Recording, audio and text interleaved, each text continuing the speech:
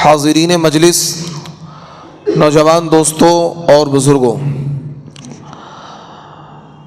آج کا جو ہمارا معاشرہ ہے وہ اسلامی تعلیمات سے، قرآنی تعلیمات سے کافی حد تک ہٹ چکا ہے، اور خصوصی طور پر جو ہمارا نوجوان طبقہ ہے وہ بے راہ روی کا شکار ہے۔ ناچ گانا اور اسی طریقے سے موسیقی، کھیل کود، لہو و لعب، یہ زندگی کا ایک اہم مشغلہ ہمارے نوجوانوں نے بنا لیا ہے، جبکہ قرآن پاک میں اور اسلام میں ناچ گانے کو حرام قرار دیا گیا ہے۔ قرآن پاک کی جو آیت میں نے آپ کے سامنے پڑھی ہے، اس آیت میں اللہ رب العزت نے لہو الحدیث یعنی وَمِنَ النَّاسِ مَن يَشْتَرِي لَهْوَ الْحَدِيثِ لِيُضِلَّ عَن سَبِيلِ اللَّهِ کہ لوگوں میں سے بعض لوگ ایسے ہیں جو لہو و لعب اور اس طرح کی باتوں کے خریدار بنتے ہیں، اور یہ چیزیں انسان کو اللہ سے غافل کر دیتی ہیں۔ تو علماء کرام نے لکھا ہے کہ لہو الحدیث سے مراد گانا بجانا ہے، یعنی گانا بجانا، موسیقی، میوزک، یہ اسلام میں حرام ہے، ناجائز نہیں، حرام ہے۔ اللہ کے نبی صلی اللہ علیہ وسلم نے ارشاد فرمایا کہ میں موسیقی اور آلات موسیقی، ایک تو گانا ہے اور گانا بجانے کے آلات ہیں، بانسری اور گٹار، بہت ساری چیزیں، کہ ان تمام چیزوں کو میں ختم کرنے کے لیے آیا ہوں، ان تمام چیزوں کو ختم کرنے کے لیے آیا ہوں۔ ایک حدیث میں اللہ کے نبی صلی اللہ علیہ وسلم نے ارشاد فرمایا کہ گانا انسان کے دل میں نفاق پیدا کرتا ہے، گانا انسان کے دل میں کیا کرتا ہے؟ نفاق پیدا کرتا ہے۔ جس طریقے سے پانی کھیتی کو، پانی کے ذریعے سے کھیتی اگتی ہے، کھیتی پروان چڑھتی ہے، پانی نہ ملے کھیتی کو تو کھیتی کیا ہے؟ پروان نہیں چڑھ پائے گی۔ اسی طریقے سے جس طریقے سے پانی کے ذریعے سے کھیتی اگتی ہے، اسی طریقے سے انسان کے دل میں گانا سننے سے، گانا گانے سے نفاق پیدا ہوتا ہے، اللہ سے دوری پیدا ہوتی ہے، ذکر اللہ سے دوری پیدا ہوتی ہے، نمازوں سے دوری پیدا ہوتی ہے، قرآن کی تلاوت سے دوری پیدا ہوتی ہے، اچھی مجلسوں سے دوری پیدا ہوتی ہے، اور دل کے اندر وساوس اور زنا، بدکاری کرنے کا جذبہ پیدا ہوتا ہے۔ لیکن آج کا جو ہمارا نوجوان ہے، اس کی جو زندگی ہے، رات و دن کے جو مشغلے ہیں وہ یہی ہے، ناچنا، گانا، بجانا، اسے کسی چیز کی فکر نہیں ہے۔ اور آج مسلمانوں کا حال یہ ہے کہ جب بیاہ شادی کا موقع آتا ہے تو گھر کے بڑے چھوٹے تمام کے تمام لوگ ناچ گانے میں ملوث ہوتے ہیں، اور ساری شرم و حیا کو وہ طاق پر رکھ دیتے ہیں، حتیٰ کہ گھر کے بڑے چھوٹے، بوڑھے، بچے، بچیاں، عورتیں، نوجوان، سب کے سب ناچ گانے ملوث ہو جاتے ہیں۔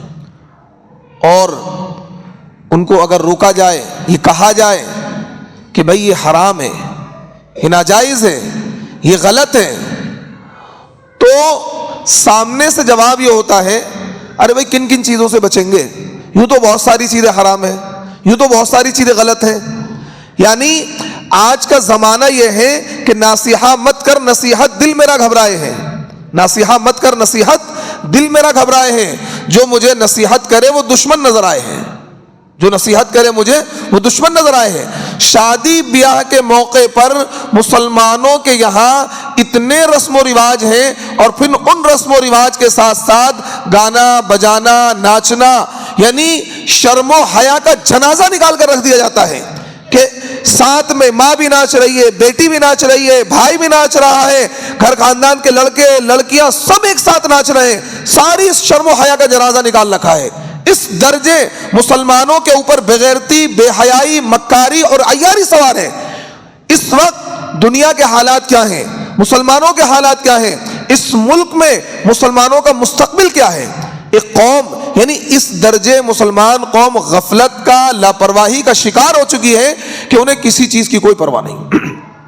اسلام نے ہمیں خوشی منانے کی اجازت دی ہے، اسلام نے خوشی کے ہمیں مواقع دیے ہیں، لیکن اعتدال کے ساتھ، حدود اور قیود کی پابندی ہے۔ ہم انسان ہیں، ہم جانور نہیں ہیں، یہ بات دھیان رکھیں۔ آپ اپنے بارے میں یہ بات دھیان رکھیں کہ ہم لوگ انسان، ہم جانور نہیں ہیں۔ جانور کسی قانون کا پابند نہیں ہوتا ہے، جانور کسی قانون کا پابند نہیں ہوتا ہے۔ انسان کو اللہ نے دنیا میں بھیجا ہے ایک قانون بنا کر، ایک رول ریگولیشن بنا کر کہ ان رولز کو فالو کرنا ہے۔ جانور کے لیے کوئی قانون نہیں ہے، وہ جہاں مرضی کھائے، جہاں مرضی بیٹھے، جہاں مرضی ہگے موتے، کچھ بھی کرے، کچھ بھی کرے۔ لیکن انسان کے لیے قانون ہے۔ انسان یعنی کہیں بھی منڈلاتا پھرے، کہیں بھی ڈسکو بھانگڑا کرتا پھرے۔ اسلام نے ہمیں کچھ قوانین دیے ہیں، کچھ ضابطے دیے ہیں، کچھ رولز دیے ہیں، کچھ چیزوں کو اسلام نے جائز کہا ہے، کچھ چیزوں کو ناجائز کہا ہے۔ خوشی کا مطلب یہ نہیں ہے کہ آپ ناچنے لگ جائیں، خوشی کا مطلب یہ نہیں کہ آپ گانا بجانے لگ جائیں۔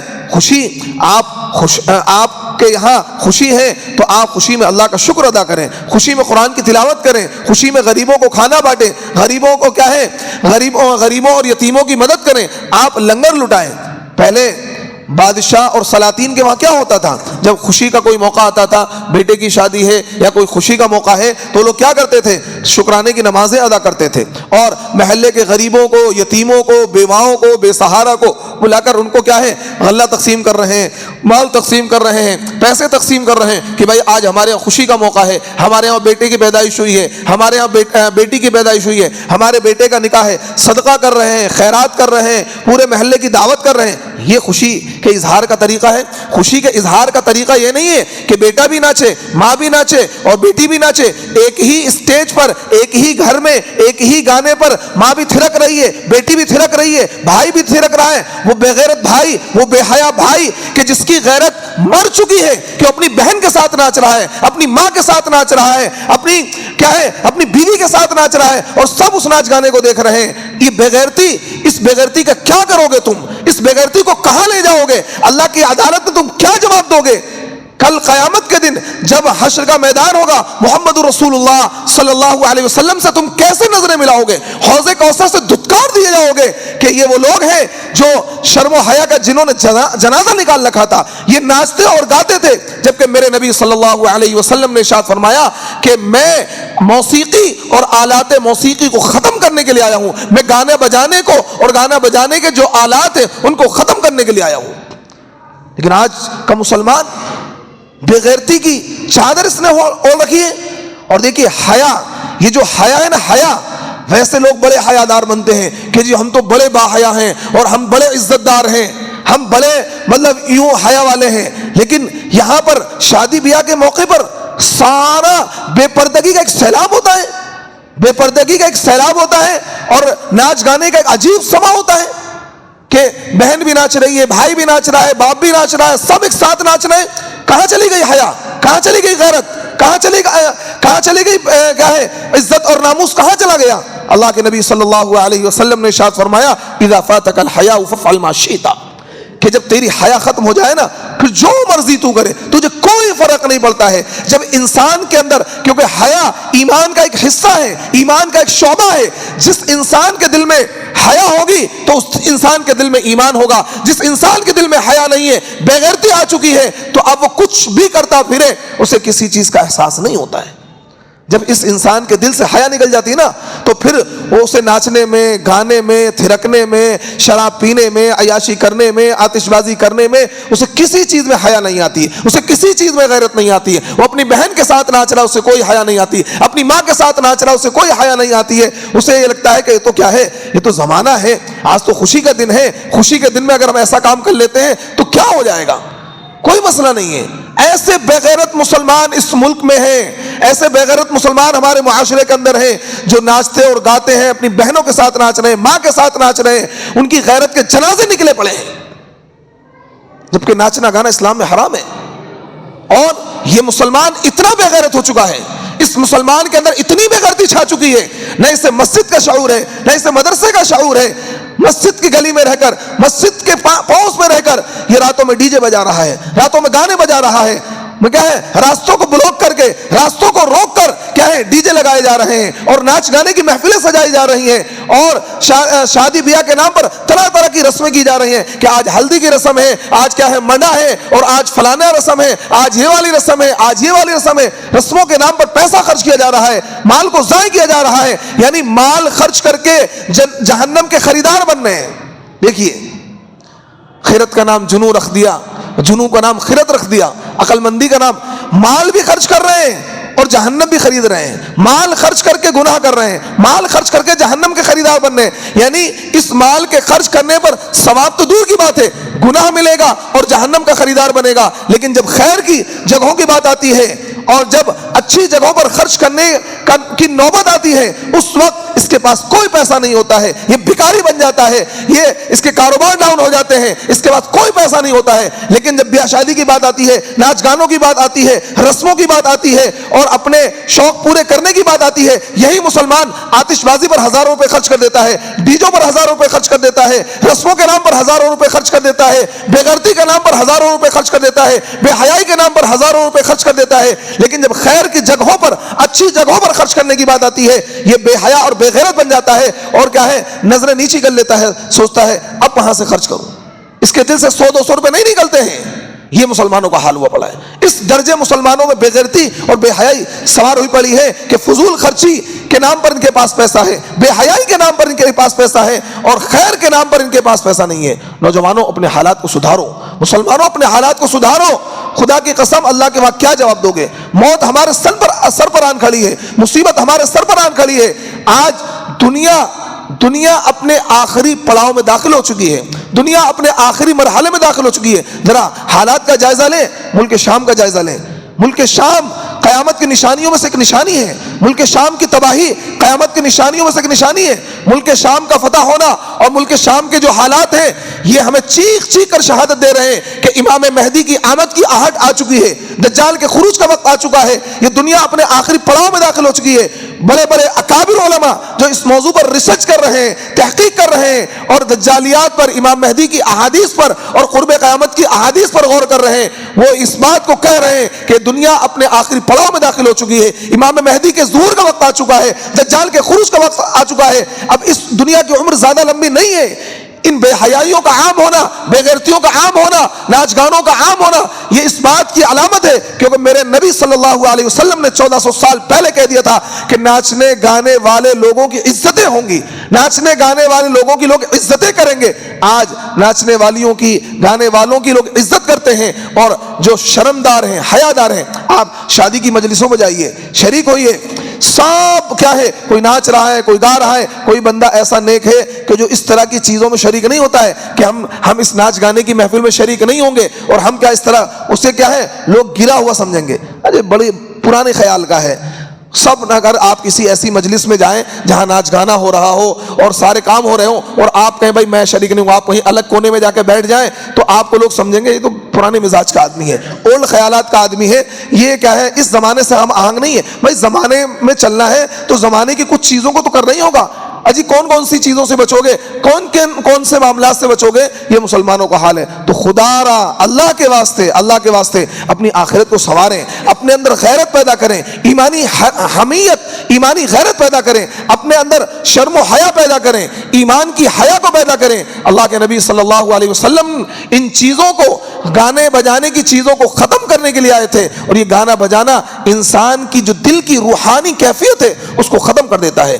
آج ہمارا نوجوان کیوں روحانیت سے کٹا ہوا ہے؟ نماز میں کیوں دل نہیں لگتا ہے؟ قرآن کی تلاوت میں دل کیوں نہیں لگتا ہے؟ مسجد میں دل کیوں نہیں لگتا ہے؟ کیونکہ اس نے گانے سن کر، گانے گا کر اپنی اس دل کی کیفیت کو بگاڑ لیا ہے، اپنی اس دل کی کیفیت کو بگاڑ لیا ہے اور دل کے اندر اس کے جو روحانیت تھی وہ ختم ہو چکی ہے. ہر وقت وہ نماز میں ہے، وہ مسجد میں ہے، کہیں بھی ہے، اس کے دل و دماغ پر عشق و معاشقے کا بھوت سوار ہے، عشق و معاشقے کا بھوت سوار ہے. ہر وقت اس کے ذہن میں، اس کے دماغ میں تصویریں چل رہی ہوتی ہیں، لڑکیوں کی تصویریں چل رہی ہیں، گانوں کی تصویریں چل رہی ہیں. وہ پلاننگ میں لگا ہوا ہے، اب مجھے کیا کرنا ہے، اب مجھے کیا کرنا ہے. اس گانے نے مسلمانوں کی، نوجوانوں کی روحانیت کو ختم کر دیا ہے. کارخانے میں نوجوان کام کر رہے ہیں تو گانا سن رہے ہیں، بائک چلا رہے ہیں تو گانا سن رہے ہیں، کار کے سفر میں جا رہے ہیں تو گانا سن رہے ہیں. انہیں یہ احساس نہیں ہوتا ہے کہ ہم کار کا سفر کر رہے ہیں، ہم بائک کا سفر کر رہے ہیں. کوئی پتہ نہیں اگلے مرحلے میں ہمارے ساتھ کیا ہو جائے.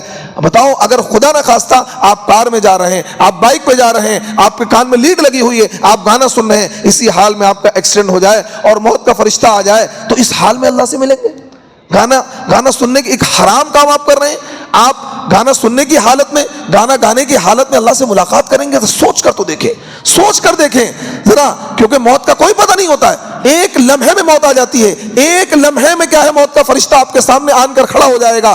اور مجھے بڑا تعجب ہوتا ہے کہ لوگ کار میں سفر کر رہے ہیں, ہوائی جہاز میں سفر کر رہے ہیں, ٹرین میں سفر کر رہے ہیں, گانا سن رہے ہیں, فلم دیکھ رہے ہیں, کامیڈی دیکھ رہے ہیں, اور انہیں احساس نہیں ہوتا ہے کہ آپ جب سفر پر ہیں تو کوئی پتہ نہیں موت آپ کو کس وقت آن پکڑے, کس وقت موت کا فرشتہ آپ کے ساتھ آ جائے پتہ لگا. کئی موقع پر اس طرح ہوتا ہے کہ گاتے ہوئے جا رہے ہیں, مستی کرتے ہوئے جا رہے ہیں, ایکسیڈنٹ ہوا, سب فوت ہو گئے, دنیا سے رخصت ہو گئے. اب کس حال میں وہ اللہ سے جا کر ملیں گے؟ تو میرے دوستو اپنے اعمال کو سدھارو. یہ جو گانا بجانا ہے, یہ جو موسیقی ہے, یہ اسلام میں حرام ہے, اس کی قطعاً گنجائش نہیں ہے. اور اگر کوئی, ایک تو گانا بجانا حرام ہے, اور اگر کوئی اسے جائز سمجھے گا, کوئی اسے جائز سمجھ کر کرے گا, اجی کوئی بات نہیں, آج تو خوشی کا موقع ہے, آج تو سب جائز ہے. بعض لوگ اس طرح کے جملے بولتے ہیں نا, آج تو سب جائز ہے. آپ کو ایک واقعہ سناتا ہوں, دیکھیے کس طریقے سے, آپ کے پڑوسی ملک کا واقعہ ہے. ایک لڑکے کی شادی تھی, اور شادی میں کہتا ہوں ارمان نکالیں گے. ارمان اس کے اس طرح نہیں نکل سکتے کہ کچھ صدقہ و خیرات کر لیں. ارمان جب تک وہ اپنی ماں بہن کو نچائے گا نہیں نا, جب تک اس کے ارمان نہیں نکلیں گے. تو اس نے گھر میں ناچ کی مجلس سے, بہن ناچ رہی ہیں, پھوپھیاں ناچ رہی ہیں, سب ناچ رہے ہیں, اس کی بوڑھی ماں بیٹھی ہوئی پکڑ کے لایا, امی تم بھی ناچو, میری شادی ہے. ماں نے کہا بیٹا میں اس عمر میں کیا ناچ گانا کروں گی, لیکن وہ زبردستی ماں کو پکڑ لائیں گے نا, ماں تو بھی. خیر بیٹے کے کہنے سے گھر میں سب ناچ رہے ہیں, تو ماں نے بھی دو چار ٹھمکے لگا دیے. خیر وہ چلتا رہا, پوری رات دھما چوکڑی ہوتی رہی, پوری رات کیا ہے گانے کی مجلسیں چلتی رہیں, اور سب مکاری اور عیاری ہوتی رہی. خیر جب رات کا, کیونکہ شادی کے گھر میں ایسے ہی ہوتا ہے نا, 2-2 بجے رات تک سب ناچ رہے ہیں, گا رہے ہیں, ہائے ہلا مچا رہے ہیں, کسی چیز کا خیال نہیں ہوتا ہے. خیر رات کافی عرصہ گزر گیا, پھر دھما چوکڑی بند ہوئی, سب اپنے اپنے کمروں میں جا کر سو گئے, دولہا میاں بھی جا کر سو گئے. اب صبح کا وقت ہوا کہ بارات کی تیاری ہو رہی ہے, سب لوگ تیار ہو گئے. اب دولہا میاں اٹھ کر نہیں آ رہے ہیں. سب نے کہا بھائی کیا بات ہے, کتنی لمبی نیند ہو گئی, کتنا معاملہ ہو گیا کہ دولہا اٹھنے رہا. کنڈی کھٹکھڑائی, بہت زیادہ کھٹکھڑائی, دولہا میاں اٹھ ہی نہیں رہے. تو گیٹ توڑا گیا, پتہ لگا دولہا میاں کی موت ہو چکی ہے. دولہا میاں کی موت ہو چکی ہے. وہی دولہا جو خوشیاں رات میں کیا ہے ناچ رہا تھا, تھرک رہا تھا, بہنوں کو نچا رہا تھا, پھوپھیوں کو نچا رہا تھا, جس نے اپنی ماں کو بھی نچایا, اب کیا ہے جہاں اس کا کیا ہے صحرا بن کے اس کی بارات جانی تھی, اب اسی ٹائم اسی کیا ہے اس کا جنازہ جا رہا ہے. اسی ٹائم وہ سارا کا سارا ماحول جو مکاری اور عیاری کا ماحول تھا, اور جہاں خوشیوں کے شادیانے بج رہے تھے, اور جہاں گانا اور میوزک بج رہا تھا, خوب خوشیاں منائی جا رہی تھی, سارا ماحول کیا ہے آنسوؤں میں, غموں میں تبدیل ہو گیا ہے. تو میرے دوستو اس طرح کے حالات سے بچو, اس طرح کے معاملات سے بچو.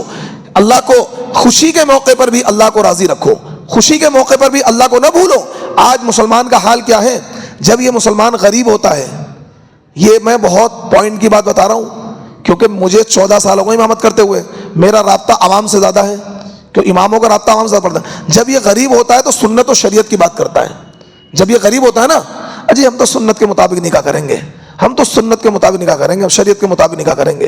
اور جب اس کے پاس مال آتا ہے وہ سنت شریعت کو رکھ دیتا ہے طاق پر. سنت پھر تو کیا جی ہم بڑھیا شادی کریں گے اور بہترین شادی کریں گے, جب سنت و شریعت کی بات نہیں ہے, یعنی پھٹی پر مجبوری میں سنت و شریعت کی بات کرتا ہے کیونکہ ہے ہی نہیں. ہاں کوئی مالدار آدمی, کروڑپتی آدمی, نہیں جی ہم سنت کے مطابق نکاح کریں گے, کوئی دھما چوکڑی نہیں ہوگی, کوئی لاؤ لشکر نہیں ہوگا, سادگی کے ساتھ مسجد کے اندر نکاح کریں گے, آسانی کے ساتھ نکاح کریں گے, کم خرچ والا نکاح کریں گے, اسے مانا جائے گا ہاں دیندار. اب کیا ہوتا ہے اکثر مسلمانوں کا حال ہے, جس کے پاس کچھ نہیں ہے وہ تو کہتا ہے سنت کے مطابق نکاح کریں گے, اور جس کے پاس مال ہے وہ سنت کے مطابق کی بات نہیں کرتا ہے. یہ مسلمانوں کا حال ہے. اللہ رب العزت ہمیں عمل کی توفیق عطا فرمائے. وآخر دعوانا ان الحمد للہ رب